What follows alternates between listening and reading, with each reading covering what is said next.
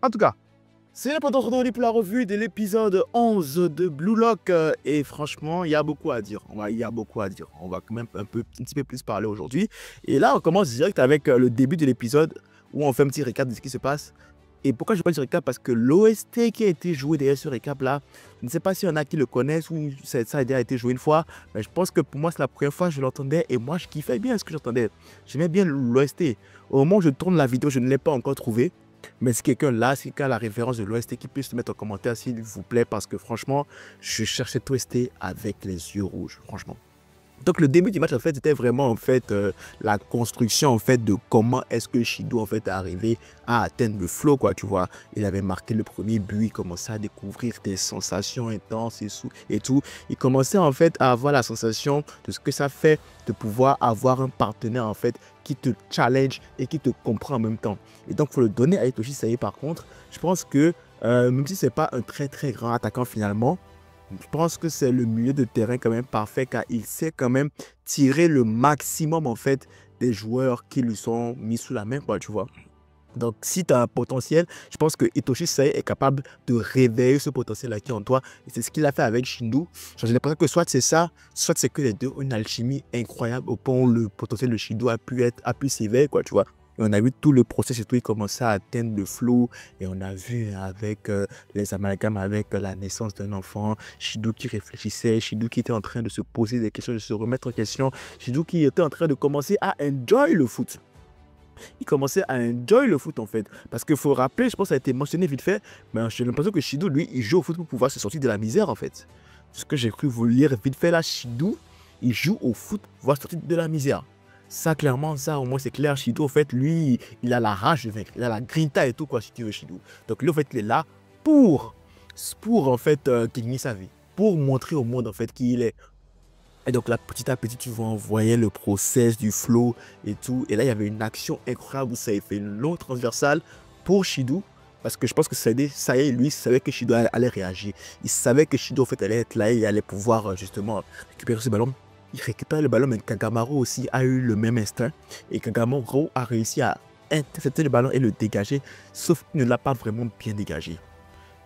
Et là, on a un but vraiment, j'ai pas envie de dire incroyable, mais assez spécial de Shido. Shido fait sa reprise de volée incroyable avec l'animation qui, franchement, ça dépend en fait de quel contexte tu es.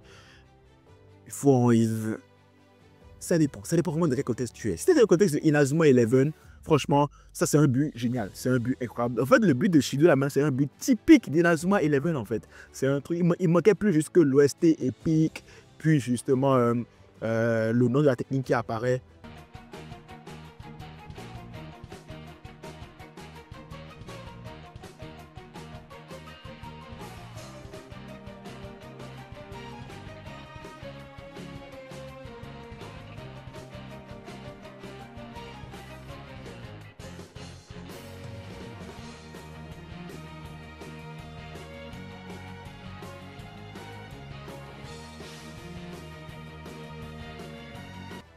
Mais sinon, ça, c'est un but Inazuma 11. Ça, je suis désolé, mais ça, c'est un but Inazuma 11. Si tu as le contexte de Inazuma 11, si tu regardes un épisode de Inazuma 11 et que tu as un but comme ça qui est marqué par Shido, je vais dire, ah ouais, le but il est incroyable. Oh, la nouvelle super technique incroyable, tu vois.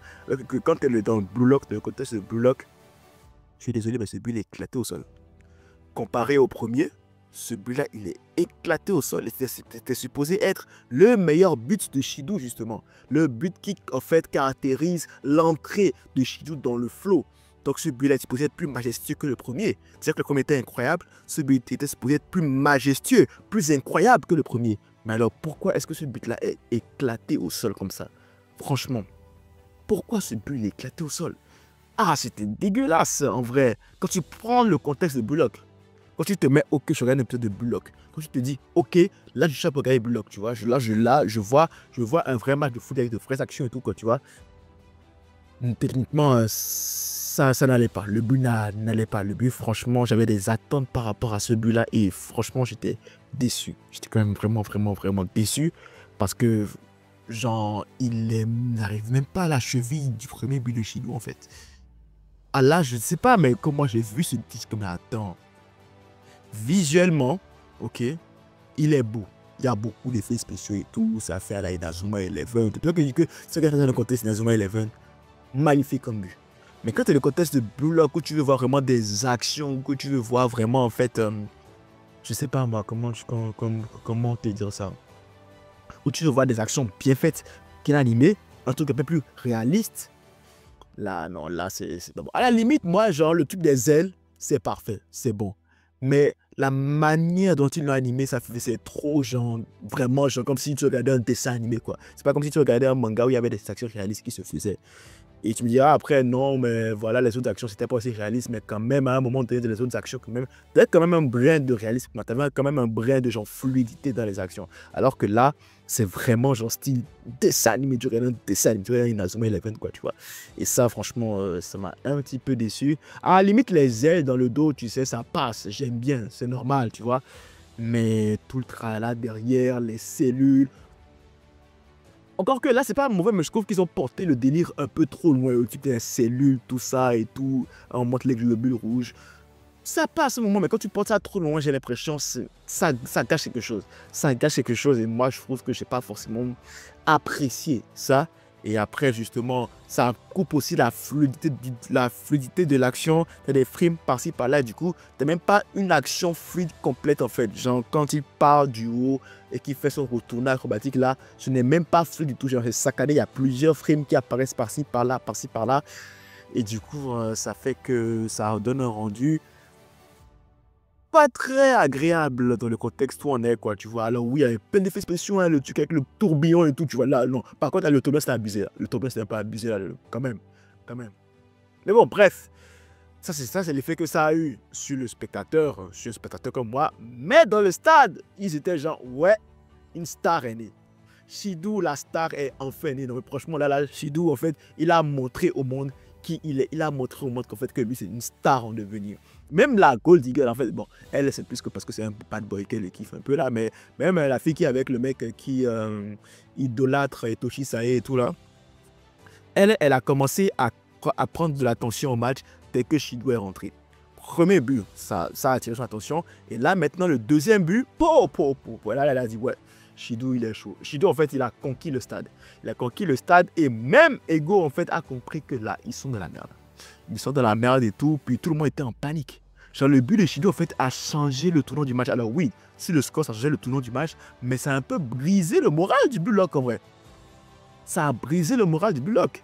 Littéralement, parce qu'ils se sont dit, mais attends, ce mec, en fait, il est devenu, genre, presque imbattable. Parce que le but qu'il a marqué, d'ailleurs, si on le fait fluidement, là, c'est un but qui existe. Je pense que même ça a été inspiré du but de Zlatan contre l'Angleterre. Pour ceux qui se rappellent, les fans de foot, là, le but de Zlatan contre l'Angleterre, le retourné qu'il fait là, justement. Je ne sais pas si c'est le gardien qui le sort aussi, qui sort le ballon aussi dans le même contexte, mais c'est un but, je pense que c'est une référence au but de Zlatan, à son retourné acrobatique là, quand il avait fait Suède-Angleterre, il me semble. Bref. Donc, Ego, justement, il est en mode... il panique pas du tout, mais t'as son assistante qui, elle, panique. Et puis, en fait, même Isagi, il panique, il sait qu'en fait, là, ils sont vraiment de la merde parce que Shidou vient d'atteindre ce qu'ils essaient d'atteindre depuis, c'est-à-dire le flow. Donc là, maintenant, en fait, ultime concentration, Shidou est lancé. En fait, Shidou est sur une lancée incroyable. Donc là, Isagi se dit, ah merde, ça c'est pas bon par contre. Et là, t'as Ego. Il va voir Ego et il lui dit, ah frérot, c'est chaud, là, donne-nous une tactique. Mais là, contre toute attente, t'as Ego en fait qui lui dit ah gars, c'est fini. En fait, le bloc a gagné. Il dit oh, comment ça le bloc a gagné? Il dit bien sûr, Shidou et Rin vont sûrement en fait entrer dans le Japon U20 et vous les joueurs qui êtes là, vous allez pouvoir être dans les championnats domestiques et tout. En fait, vous êtes déjà connus. Si ce n'est pas aux Jeux du monde, mais au moins aux Jeux du Japon, en fait, on sait que vous existez, quoi. Donc, vous pourrez quand même avoir une carrière. Même si elle ne sera pas grandiose et tout, vous pourrez quand même avoir une carrière. D'une certaine manière, le bloc a gagné. Même si lui, il allait se faire éjecter et tout, puis justement, son nom va disparaître du milieu de football japonais à jamais. Ego, lui, s'en foutait. Parce qu'il pense qu'en fait, lui, son projet a quand même fonctionné. Parce que les grands highliners, si tu veux, les grands gens, mecs qui ont conduit ce match incroyable, c'est les joueurs du bloc, puis Itoshi Sae et Aiku à la limite, puis Shidou. Shidou étant quand même un ancien membre du bloc, tu vois. Donc techniquement, le bloc a gagné, tu vois. Et là, j'aime bien parce qu'il y avait un truc, il y avait un palier, une mise en scène qui sont très bien faites. C'est qu'au moment où Isagi se rend compte qu'ils sont de la merde, t'as un panel où on montre tous les joueurs du Bullock qui sont genre un peu down, qui sont un peu tristes. Et juste après, quand il va voir Ego maintenant, et que là, moi je pense qu'Isagi en vrai faudrait qu'on le mic up. Tu sais, les trucs dans les matchs où il y a certains joueurs qui ont des micros ces micros sur les maillots et on entend ce qu'ils disent là. Comme ça, ses parents vont entendre ce qu'ils disent. Parce que j'ai l'impression que les parents d'Isagi ont une conception de lui qui est totalement différente de celle qui est là en ce moment, quoi. Le mec, en fait, quand Ego lui fait son discours, il dit, mais attends, tu te fous de qui, là? Tu te fous de qui? C'est pas sans t'a demandé, man. C'est pas sans t'a demandé. Tu nous as appris, tu nous as inculqué un ego pendant tout ce temps-là. Et maintenant, tu viens nous dire de renoncer à cet ego-là. On s'en fout de la carrière, on s'en fout de ce qu'il y a après. Ce qu'on veut maintenant, c'est gagner ce match-là, là, maintenant. Donc, trouve-nous une stratégie, putain, de binoclard de mes deux.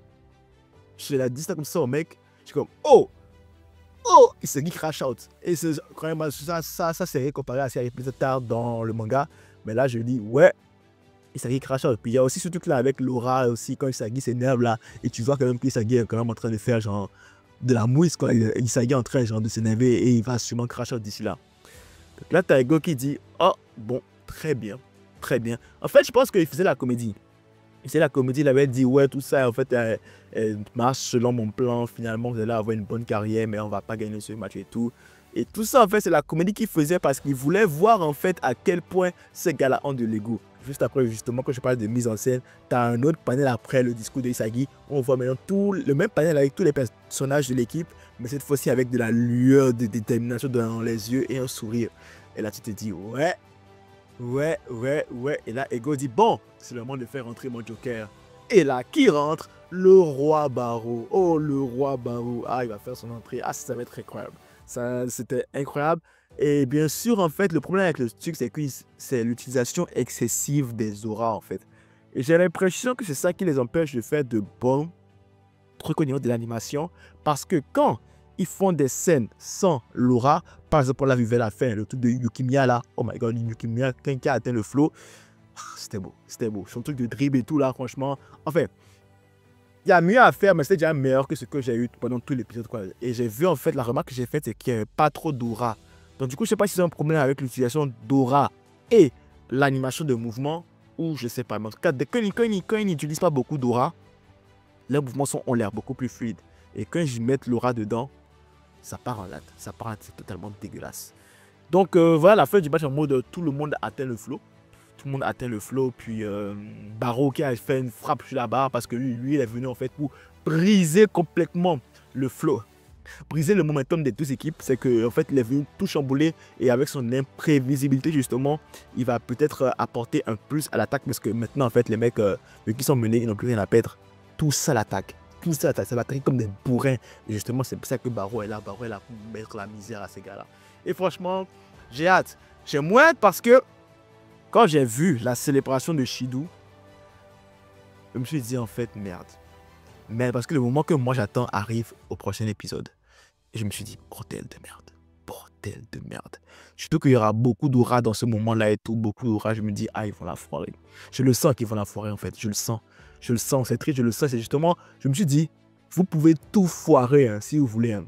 Mais ce moment-là, s'il vous plaît, ne le foirez pas. Et je sens qu'ils vont le foirer. Parce que quand j'ai vu la célébration de Shidou, c'est comme. Ah non, non, pas ça, pas ça, pas ça, pas ça. Mais bon, il semble que l'épisode prochain sera un double épisode pour terminer en fait l'arc. À la limite, la fin du match, s'il vous plaît, faites ça bien. Faites ça bien, faites quelque chose de bien en vrai. Faites quelque chose de bien, honnêtement. Et voilà quoi. Voilà, c'est très triste. Ah, avant de finir, j'ai un message pour certains amis, certains potos. Qui croient que parce que j'acclame quand c'est beau, c'est un moment d'animation de Bullock, que pour moi en fait c'est fini quoi, genre je suis vendu et que je ne vois pas en fait le mauvais dans l'animation de Bullock. Détrompez-vous, vous n'êtes pas plus fan que quelqu'un ici. Hein. Vous n'êtes pas plus fan que quelqu'un ici. Moi j'attendais ce match là depuis que j'ai lu le manga en animé. Et la déception que j'ai eue dès les premières minutes de ce match-là est incomparable. Mais à quoi ça sert de venir chaque semaine vous dire « Oh, l'animation est dégueulasse. Oh, l'animation est mauvaise. Oh, si, oh, ça. » Ça sert à rien. Ça sert à rien. Moi, j'ai fait ma paix avec ça. Qu'est-ce que ça va changer si je rate chaque semaine que l'animation est mauvaise? Rien. Ça ne va absolument rien changer. Le mieux que je puisse faire maintenant, c'est d'enjoy les petits bons moments qu'ils ont et de faire ma paix avec le fait que franchement, en fait, cette animation a en fait apporté un sale coup à Blue Lock. Parce qu'on parle quand même d'un manga qui a été le premier manga vendu, je pense, en 2022 ou en 2023. Et qui était en passe pour devenir l'un des meilleurs mangas de sport ever. Le scénario là, cet arc là en fait était la plaque tournante. En fait, cet arc là est l'arc qui a propulsé Blue Lock au sommet. Je suis conscient de tout ça, dites-vous. Cet arc là est supposé être l'arc phare de Blue Lock. C'est l'arc, genre, si tu veux, c'est un peu comme, je ne sais pas, c'est un peu comme le Marineford de Blue Lock. C'est un peu comme l'examen Chunin de Blue Lock. Tu vois un peu? Donc, je sais à quel point cet arc là était important. Cet arc là était important pour moi, j'attendais de le voir en animé. Malheureusement, ça n'a pas été le cas. Mais que veux-tu que je fasse? Que veux-tu que je fasse? Ils verront eux-mêmes à la fin. Ils vont voir les ratings. Ils vont voir les gens qui vont se plaindre. Ils sauront qu'ils ont merdé. Moi, je n'ai plus rien à faire. Je vous ai déjà dit 1-2 semaines que c'était vraiment catastrophique comme animation. Je ne peux plus revenir encore tous les jours dire que c'est catastrophique. Je ne peux que venir dire de temps en temps, ah, ça c'était pas mal. Ah, ça c'était cool. Ah, au moins ça c'était pas mal. Ah, ça c'était mauvais, c'est tout. Mais revenir encore chez sur l'animation, à quoi bon? À quoi bon? Maintenant, il reste plus qu'à prier pour qu'il fasse un truc décent pour le dernier épisode. Il sera un double épisode. Sinon, bon. Voilà quoi. On est déçus. Qu'est-ce qu'on va faire? La vie continue. Voilà tout ce que j'avais à dire sur cette revue de l'épisode 11 de Blue Lock. C'était la revue. N'hésite pas à liker, commenter, ça fait toujours plaisir. N'hésitez pas à vous abonner. En même temps, ça fait encore plus plaisir. Max de like, max de partage. On se retrouve très très bonne vidéo. D'ici là, prenez tout soin de vos proches. C'est tout pour moi. À la prochaine.